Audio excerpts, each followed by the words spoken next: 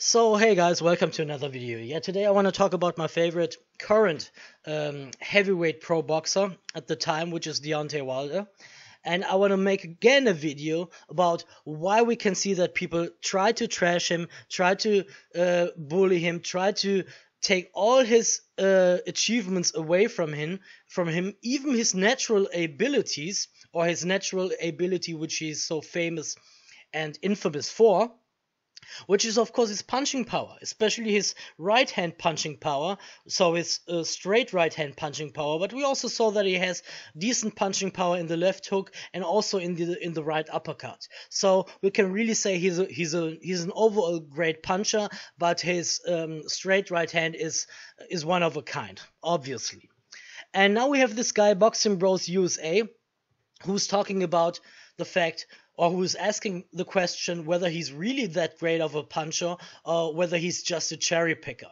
And the logic behind this question is, well, if you obviously only choose weak opponents, then it's very easy for you to knock them out, so to speak. Now, you can immediately counterpunch that by saying, well, it's the heavyweight division, and it's not so easy to knock a heavyweight out, let alone with one punch. And on the other hand, you're also at risk for getting knocked out yourself very quickly if you open up yourself. So you have to be sure and aware of your punching power, and your self-esteem has to be on point. That's very important. Now, he has all his data from boxrec.com, which is also the portal I went to, so please sign up for boxrec.com, an amazing platform for all statistics concerning pro boxers, current and former. And yeah, all the fights he went through, so from the very beginning of Deontay's career, from his pro debut all the way over to Tyson Fury, which he last fought in February 2020, obviously. So 2 months ago, if you want so. And what he basically wants to show us in this video is that he's only fighting what he's saying bums. So not people who are really good at boxing, people who only come there for a paycheck, people who do not really look like they are in shape. But then again, if you make that statement, and you say, on the other hand, Deontay Wilder isn't himself a great boxer, well, then this should be an even matchup, right? So there's a double standard going on, guys. That is just something I want to tell you. On the one hand, they say, okay, Deontay Wilder's opponents are all tomato cans. But on the other hand, they say, well, Deontay himself isn't a great boxer, which is disturbing to say the least, because he won the bronze medal and he became the heavyweight world champion. Now, I said in my last video, and I stand by it because it's obviously the truth, he's right now, as of now, not the best boxer in the heavyweight division out there. Of course he's not. He's lacking in so many different technical aspects, but he has an athleticism that only few have, if any, in the division. He's extremely fast in his movements, and he has got an enormous chin, enormous will, and he's got the hammer from Alabama. So you cannot have it all. And Deontay obviously has a lot of things, but he doesn't have the boxing skills like Tyson Fury, for example. But that doesn't mean that he's a worse boxer than, for example, let's say, who's this kid out there, this Russian, Ustinov, for example. Ustinov is way worse as a boxer than Deontay Wilder. And Ustinov lost his WBA regular title to Mahmoud Shah, the first and only Arab world champion, who doesn't really get credit for it, by the way. So we should also talk about Mahmoud Shah when we talk about the heavyweight division, although I already said in my last video about Deontay that he's obviously not on Deontay's level. But still, you have to pay a man credit for simply surviving the fact that he was shot.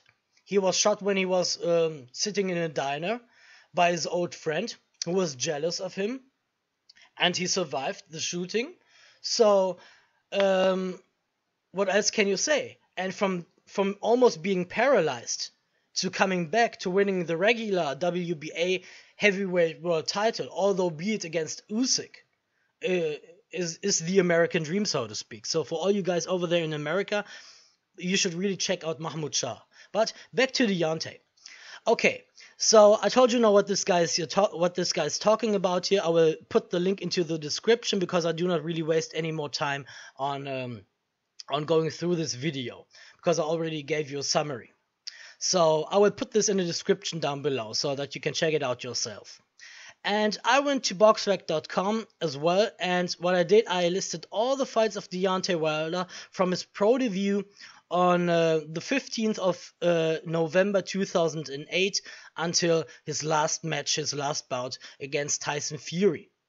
And what I then also did is I listed all the weights Deontay Wilder came in officially. So all the weights we know of from the official weigh-in, and compared that to the weights of his opponents. All right. So what we can obviously see here, for example, is that Deontay Wilder's fight weight is dramatically changing from fight to fight. You can never really know at what weight he will come into the fight. And he said it himself. He said, well, his body works this and that way. He doesn't know it himself why it is the case in most of the times. But of course, I mean, there is some strategic behind it when you know that maybe Tyson Fury will come in at 273 pounds, which he did, and you want to make up for that a little bit so that you make sure that you do a little bit less cardio and maybe a little bit more of eating, so that the gap, that the difference between Tyson Fury and Deontay Wilder is not so big. So that was, I think, the game plan behind that. Although we have to keep in mind that he could have come in there with 225 as well. So what I want to show you first is that the statement, oh, he came in so heavy and that's why his legs were worn down. No, I don't think that's the case. I think something else played a role. He wasn't really in great shape to begin with, so when he came in, I think we could all see from his face that he had an off night or some problems going on. Nobody knows what was going on behind the scenes, and I already made a video about the glove gate, so I don't want to go into that anymore, but you can also check that out on my channel if you want to. But let's just have a look at Deontay's fight weights of the past. So he was he was really the lightest at his pro debut, which is not really so surprising because he came just right from the amateurs, was not really used to doing professional boxing regimes which focus a little bit more on strength, especially in the heavyweight division, which is of course open. Open in the upwards direction in terms of weight, which makes it the most glamorous division in the sport. And he was also not a fully developed man at the time, because what you have to keep in mind, and I'm not going to insult Deontay Wilder, I'm going to say something of my personal life. When I was 20, now I'm 32, I was way weaker than I am right now. So I'm at 32 now, would crush myself at 20 basically. That's how much of power and strength I gained over 12 years simply by aging, because guys, a man ages a bit slower than a woman, right? So before you are a fully developed man, it takes some time. And even if you are 20 or 21, you're still not fully developed. You will grow more chest hair, you will grow a thicker beard, you will grow thicker muscles and also thicker bones and each and everything that is associated with manliness simply by aging, right? Of course, that it all went downhill at a certain point, but until this point, it all went upwards. And if you are a sportive guy and you do sports all your life, you will even increase the amount of strength and power benefits you can achieve simply by aging. Okay. Now, the interesting part is, of course, now, is there sort of an average weight we can expect Deontay to come into the ring without even knowing who the opponent is? And we can really say so. It's 221. So 221 is way above cruiserweight. So I don't know why people still say he's a cruiserweight. No, he's not a cruiserweight. He's a real heavyweight. But you don't see it because he's lanky, right? He's tall and he's a slim guy, which is why he's so athletic and why he's so fast in all his movements, not only with his fists. And when you take a look at his opponents, on the other hand, for example, they were, of course, all different opponents. So we have to say that. But if we take an average of Deontay's opponents' body weights, then we can say the average is about 244. So on average, Deontay gives up 23 pounds to his opponent. Now you might think that's not so much because it's in the heavyweight division, and I get it. Heavyweights have stronger neck muscles, they have overall wider frames, they can take more shots. I made a video on that, which I can show you, by the way, and I will also put that into the description box so that you can really see why I say boxing should be forbidden below 160 pounds. It's quite a long video, but if you don't want to waste your time for 46 minutes or 47 minutes, go watch it from 29:40. Then you will also have all the necessary information you need. So I know that heavyweights are different animals. That's not new to me. But still, if you think about it, giving up 23 pounds on average to an opponent is like basically being a lightweight who has to fly a middleweight. So if you always have to do that, that's quite a lot, right? That's quite a lot. So do you know any lightweight who would dare to move up to middleweight? So, or not even moving up to middleweight, but simply fighting a middleweight. Do you think, for example, that Lomachenko would fight Triple G? I don't think so.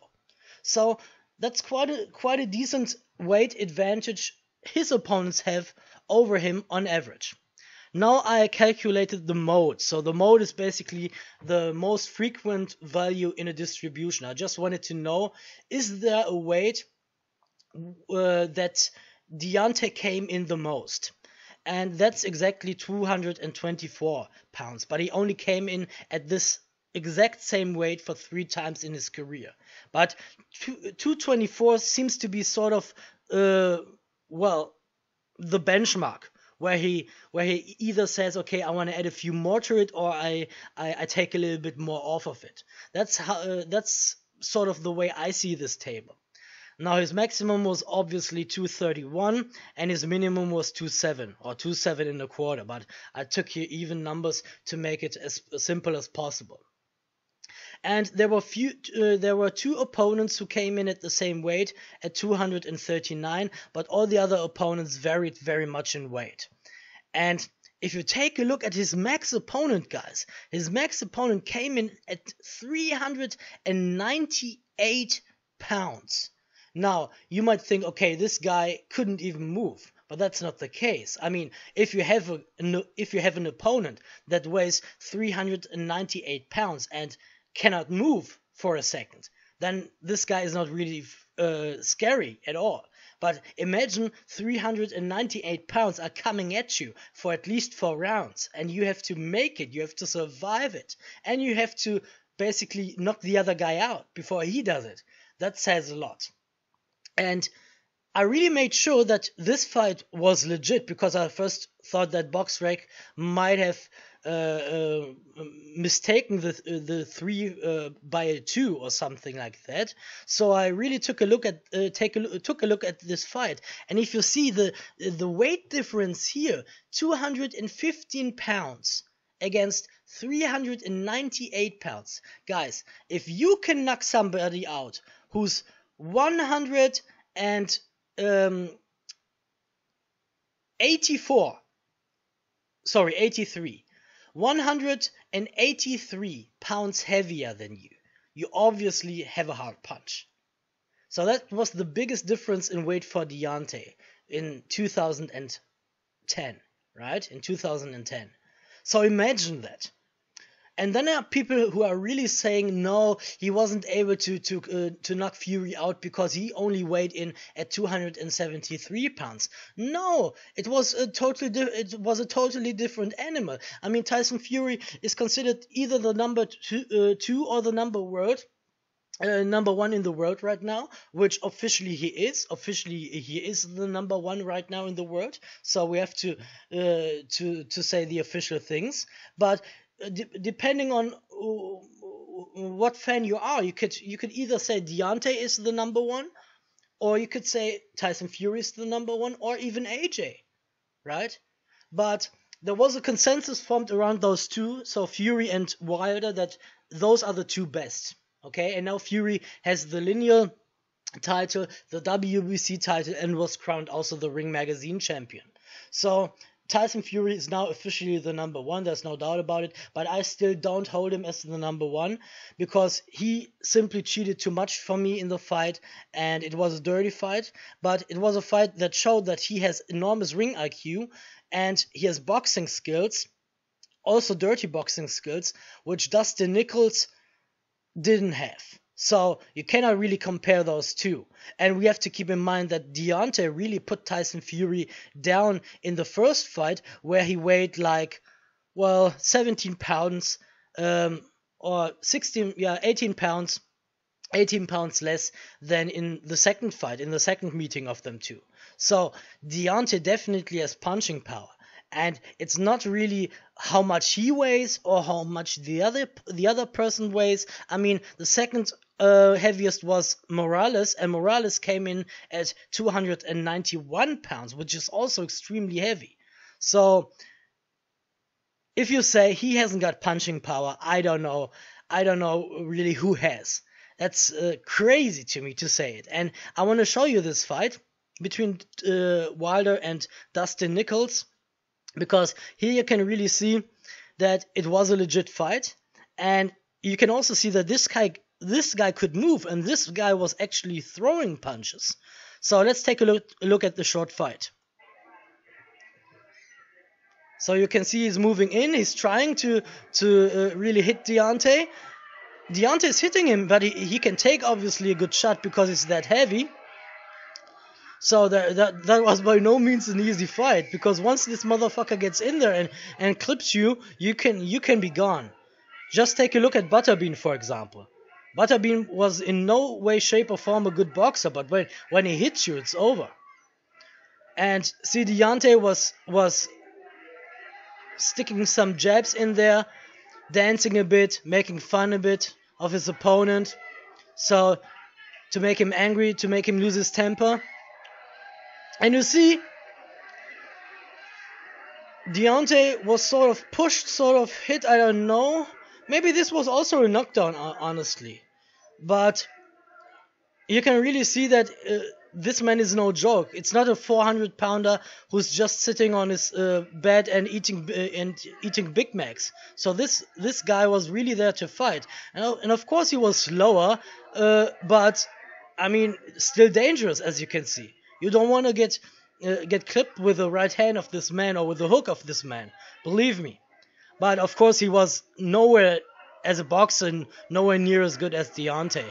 So now you can see really that he's gone. So he's been knocked down officially, although the ropes kept him up. His ass is so big that the ropes kept him up.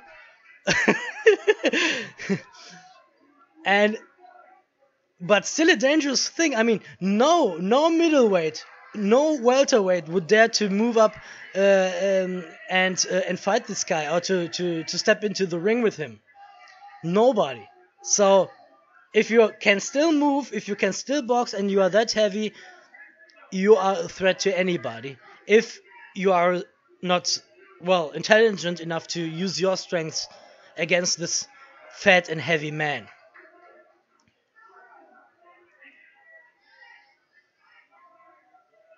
And you can also see here that Deontay is not just a slugger. I mean, he was really taking his time. He was really seeing where can I really push him, or where can I really punch him, and that's basically it. And that was at the beginning of his career, so he was not as experienced as he is right now.